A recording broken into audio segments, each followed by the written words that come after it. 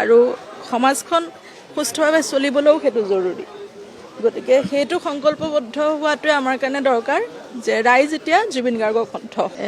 এনেই আমাৰ প্ৰতিটো বহাগত আজিৰ দিনটোত ঘৰখনত বহুত উলহ মালহ থাকে কাৰণ 15 তাৰিখৰ পৰা সদায় প্ৰগ্ৰেম আৰম্ভ হয়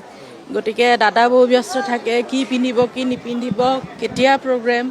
আমি এইবোৰ কথা পাতোঁ মই গুৱাহাটীত বেছিকেলি এটা প্ৰগ্ৰেম এটেণ্ড কৰোঁ সদায় যিহেতু চাকৰি আছে মই চব যাব নোৱাৰোঁ কোনটোত যাম দাদাই কয় অমুকত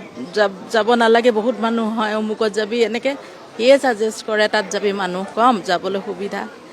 সেই বস্তুবিলাকৰ সলনি আজি আমি যোনটো পৰিস্থিতি আমি ফেচ কৰিছোঁ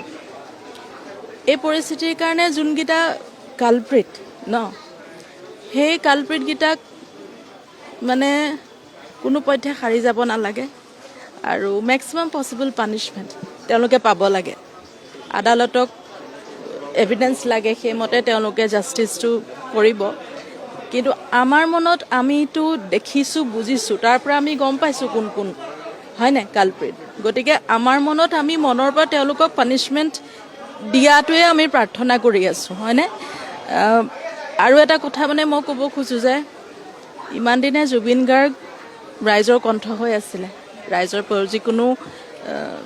যিকোনো প্ৰব্লেম বা যিকোনো সময় পৰিস্থিতিত সকলোতে জুবিন গাৰ্গ ৰাইজৰ কণ্ঠ হৈ আছিলে এইটো বহাগ য'ত আজিৰ পৰা আৰু জুবিন গাৰ্গক আমি নাপাওঁ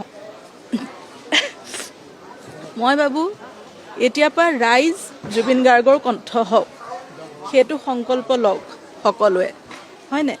চ' ৰাইজ জুবিন গাৰ্গৰ কণ্ঠ হওক আজিৰ পৰা এতিয়াৰ পৰা সেই সংকল্পটো খুব জৰুৰী নহ'লে কিন্তু ন্যায় প্ৰতিষ্ঠা হ'বলৈও সেইটো জৰুৰী আৰু সমাজখন সুস্থভাৱে চলিবলৈও সেইটো জৰুৰী গতিকে সেইটো সংকল্পবদ্ধ হোৱাটোৱে আমাৰ কাৰণে দৰকাৰ যে ৰাইজ এতিয়া জুবিন গাৰ্গৰ কণ্ঠ